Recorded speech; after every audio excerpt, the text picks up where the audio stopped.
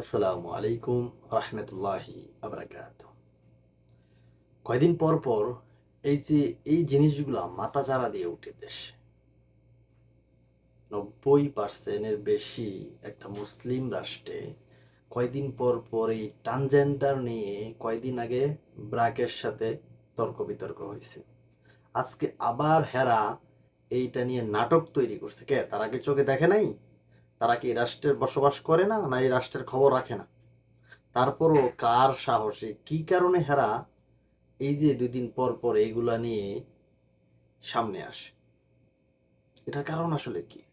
আমরা আমরা কথা বলতে জানি না। আমরা যদি ভালো এদের বিচার করতে পারতাম তাহলে এরা ঠিকই বন্ধ থাকতো। কয়দিন পর পর এক একজনের মাধ্যমে এগুলো সামনে আসে। এখন এরা ক্ষমা চাইছে, কিন্তু কয়দিন পর পরে এগুলো আরেকজনকে দিয়ে করবে। এই যে সঠিক বিচার হয় না, বিচারের অভাব। তার জন্য আমরা জনগণ দায়ী, আমি মনে করি আর কি। ভালো থাকবেন।